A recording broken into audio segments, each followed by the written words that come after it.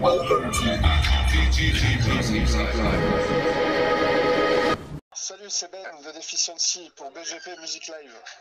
Est-ce que vous présentez le groupe pour ceux qui ne vous connaissent pas? Alors, c'est Deficiency. Nous sommes du trash, nous faisons du trash metal mélodique et nous venons des contrées de l'est, de l'extrême est de la France. Et là, pour cet album, vous avez créé votre propre label? Oui. Et qu'est-ce qui a découlé à la création de ce label? Ah ok, bah en fait, alors oui, effectivement, on a créé notre label. Qu'est-ce qui en a découlé? Pour le moment, je dirais comme on est un petit peu jeune, on va dire pas énormément de choses, mais disons que la volonté de le créer, c'était principalement de pouvoir faire, d'avoir on va dire la main sur les choses à faire. Donc on peut, entre guillemets, décider de ce qu'on a envie de faire. On n'a rien d'imposé en termes de date de sortie, par exemple, des choses comme ça. On est libre, en fait. C'était un petit peu la vocation. Après, forcément, on a créé ça en mettant d'autres groupes avec nous de manière à créer un ensemble et ça nous permet d'avoir un petit peu plus de poids en fait, notamment sur le secteur, tout simplement. Okay. Là, vous avez sorti votre album Warrenta le 11 mars. Vous avez un peu bousculé vos habitudes pour ce quatrième album? En termes de son, en termes de jeu, oui, effectivement, on va dire que ça a évolué un petit peu au niveau de la prod. Effectivement, les anciens albums ont été réalisés au Dome Studio à Angers, donc chez David Pauvin. Et là, on a eu une volonté de changer les choses, de passer par des personnes avec qui on n'avait jamais travaillé parce qu'on avait simplement envie de changer, tout simplement. En termes de son, en termes de prod. Okay. Après avoir exploité la thématique de l'anticipation et de la fiction sur vos précédents albums, là vous êtes sur le terre-terre, sur la Lorraine. Oui, alors là en fait on est sur un concept album dont l'univers en fait est calqué sur notre propre région en fait. Là on est vraiment dans du local, dans du patrimoine local en fait. Donc c'est l'histoire, c'est des histoires qui ont été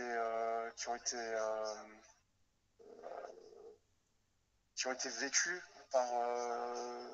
par nos aïeux, je dirais, nos grands-parents, nos parents n'ont pas connu directement ces histoires-là, mais en tout cas, on en parlait, c'est quelque chose des faits dont on parlait à l'époque. Il y a quoi comme histoire, par exemple, qui apparaît sur cet album, qui t'a marqué?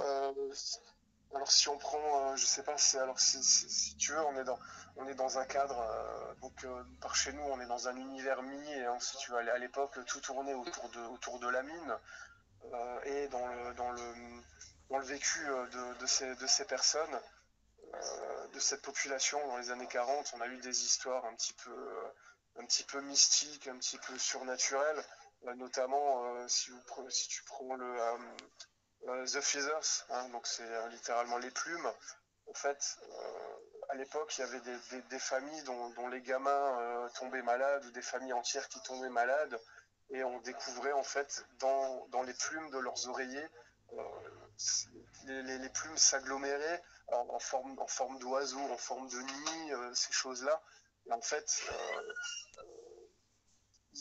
on parlait de malédiction, on parlait de choses bizarres, et si tu veux, c'est vraiment je vais pas dire que ça s'est réellement passé, mais c'est des choses dont on parlait en fait dans nos contrées, c'est des choses dont on parlait, quoi. On peut parler du Lumpen Doctor, donc traduit naturellement, donc là on est dans des langues un petit peu germaniques, mais traduit littéralement, Lumpen Doctor c'est le docteur des chiffons, Donc c'est quelqu'un qui à l'époque, ça devait être un charlatan, quoi, mais pour soigner justement ces familles qui avaient ces malédictions, il accrochait des draps mouillés devant les portes des maisons pour, euh, on va dire, pour filtrer les mauvais esprits, quoi. Donc voilà, on est quand même dans des choses très surnaturelles, hein, au niveau des histoires. D'accord. Et comment s'est passée la composition pour cet album? Alors au niveau composition, en fait, bah, c'est très clairement Laurent, donc notre guitariste chanteur, qui nous a fourni déjà un squelette au niveau guitare, même au niveau des parties de batterie, etc. Donc il avait déjà composé une pré-prod assez complète, hein. Donc on est parti de ce squelette-là. Ensuite, mettre les choses en commun, mettre en place les structures, de retravailler aussi les choses qu'il y avait à bosser forcément, et mettre en place en fait tout ce, toutes ces structures et tout cet ensemble. Et aussi, t'as pas mal d'orchestration, par exemple sur The Black Book. Oui, oui. Alors des orchestrations, ça c'est bon, c'est des choses qu'on avait déjà sur les albums précédents. Mais là, on a décidé en fait de pousser la chose un petit peu plus loin. Donc, que ce soit en termes d'orchestration, en termes de mélodie aussi, on trouve des refrains, notamment au niveau du chant, hein, des choses des thèmes, des mélodies, des choses qui se retiennent assez facilement, hein, ces choses-là. Donc, on a poussé un petit peu plus la chose de ce côté-là, oui. Ok. Et l'enregistrement a eu lieu en 2020, c'est ça? Oui, on a commencé les prises. Alors, on avait prévu ça en avril 2020 pour les prises de batterie. On les a décalées en juillet cause Covid, hein, voilà. Prise batterie en juillet. Dans la foulée, on a fait les guitares. Le chant s'est fait au courant du mois d'août. Donc, en fait, la phase prise de son, le tracking s'est fait en été. Et ensuite, il y a eu la phase de mixage, mastering, etc., qui a pris effectivement un petit peu plus de temps. Après, bon, avec les conditions de confinement ou toutes les limitations au niveau concert et tout ça, on a choisi de décaler en fait, hein, la sortie de l'album pour avoir des moments un peu plus, on va dire des conditions plus sympas pour pouvoir sortir ça pour le meilleur, quoi. Là, il y a quoi qui va changer au niveau de la phase d'enregistrement par rapport au précédent album? Alors au niveau, je dirais, bon déjà au niveau production, on a travaillé avec complètement d'autres personnes. Hein, donc ça c'était le Dome Studio qui avait réalisé l'intégralité de l'album précédemment. Là cette fois-ci on est passé par Flavia Morel, donc de Bondas Productions, pour les prises batterie, le mixage. Le Dome Studio en fait on y est quand même retourné donc pour les prises de guitare et de chant. Parce qu'effectivement, après, c'est quelqu'un qui fait un super boulot. Et puis, humainement parlant, ça passait vraiment très très bien. Et voilà, donc on a quand même décidé de faire ça là-bas. Et ensuite, le mastering donc en Suède par le Fascination Street Studio. Donc, par Tony Lindgren qui bosse. Voilà, c'est un studio dans lequel on a eu pas mal de. Qui a déjà un très très bon pédigré, quoi. Donc, voilà. Donc la volonté, c'était vraiment au niveau en termes de prod, de changer complètement et de voir ce que ça peut donner un petit peu avec d'autres personnes. Là, cette liste est hyper diverse avec des titres comme The Feathers. Oui, oui, oui, complètement. Ouais. Complètement. Bah, si tu veux, on a essayé d'avoir au niveau des titres, on a essayé d'avoir vraiment quelque chose d'hétérogène, sans l'être trop. C'est-à-dire que vraiment chaque titre a sa signature, a sa propre signature en fait. Ils sont tous identiques en fait, hein. On est vraiment dans quelque chose de différent, mais tout colle bien ensemble en fait. Et comment est arrivé Björn Psytrich sur le titre The Misfortune Herald? Alors Björn, c'était simplement, on lui a demandé en fait. Hein. Bon, Soilwork, on est tous fans, Laurent en particulier, il adore ce que fait Björn, etc. Donc il y a déjà eu des featuring avec Deficiency sur les albums précédents. Donc forcément, naturellement, on voulait on voulait en faire ici aussi. Et simplement, on lui a demandé, on a exposé le projet, le thème, les titres, forcément, ça lui a plu. Et puis voilà, hein, après, c'est Laurent qui s'est occupé de forcément, entre chanteurs, c'est eux qui ont structuré tout ça. Et puis voilà, donc il a fait. On aurait souhaité qu'il fasse ses prises de son par chez nous, mais bon, forcément, c'est un petit peu loin. Donc il a fait ses prises de son chez lui, il nous a envoyé tout ça et on a pu mettre ça bien en place ici. Ok. Là, vous avez fait un beau clip sur le clip de A Fire Asleep qui a été tourné au musée de la mine. Oui. Alors là, pareil, c'était. Le cadre, forcément, s'y prêtait par rapport au thème général de l'album. À l'époque, quand on a choisi le site et quand on nous a permis de réaliser le clip sur ce site, en fait, on n'avait pas encore, on ne savait pas encore sur quel titre on allait le faire. Mais c'est vrai que Fire Asleep, le thème collait parfaitement au site. Quand on a vu les reconstitutions de galeries, le potentiel du lieu, on s'est dit c'est ce titre-là qui colle parfaitement à ce qu'on avait là sous les yeux, quoi. Ok. Et l'histoire de la région, vous vous tenez à cœur pour cet album? Oui, complètement. Bah, après, c'est du patrimoine local, hein, c'est du, c'est quelque chose qui me touche personnellement en fait. Hein. Donc vraiment, non, vraiment, c'est quelque chose qui, je veux dire, moi personnellement, mes grands-parents mes deux grands-pères étaient mineurs de fond, hein, donc gamin, je sais ils me racontaient un peu leur vie de mineur, hein, c'était tout pour eux. Donc le fait de retranscrire un petit peu cet univers-là, ouais, clairement c'est une fierté hein, quelque part. Est-ce que vous avez d'autres clips de prévus? Alors pour le moment, on n'en a pas de nouveau. Alors il y en a un qui est apparu de manière un petit peu sur le. On a un clip qui est apparu lorsqu'on a fait le live la semaine dernière, donc le jour de la sortie, on avait organisé un live sur Facebook où on a diffusé en fait le dernier clip qui n'est pas encore sorti officiellement, donc c'est le clip de The Feathers. Alors c'est un clip qu'on a réalisé nous-mêmes, donc forcément quand on fait les choses par soi-même, l'avantage c'est qu'on peut tout faire comme on le souhaite, mais forcément ça prend un peu plus de temps et il n'est pas tout à fait fini. Donc celui-ci va sortir très très prochainement, le temps de terminer quelques petits détails de montage.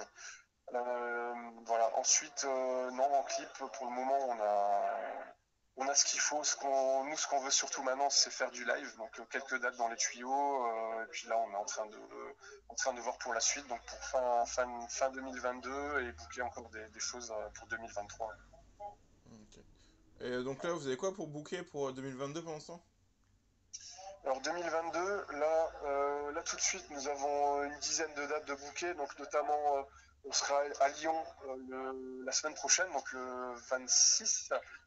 Ensuite, fin avril, on sera à Strasbourg, on sera aux alentours de Reims. On aura aussi une date, on sera au Horizon Fest le 2 juillet, début juillet. Après, j'ai pas toutes les dates en tête, mais il y a des choses. Faut aller voir faut aller voir sur nos réseaux. Pour la rentrée aussi, on fera notre release qui était prévue la semaine dernière. On la fera pour septembre. Et là, on est encore en train de voir. On a quelques dates encore qui devraient tomber pour la fin d'année. Vous pouvez me parler de la cover de l'album? Alors, la cover de l'album, effectivement, qui est un petit peu spéciale. Donc, elle montre déjà cet aspect minier hein, avec ce chevalement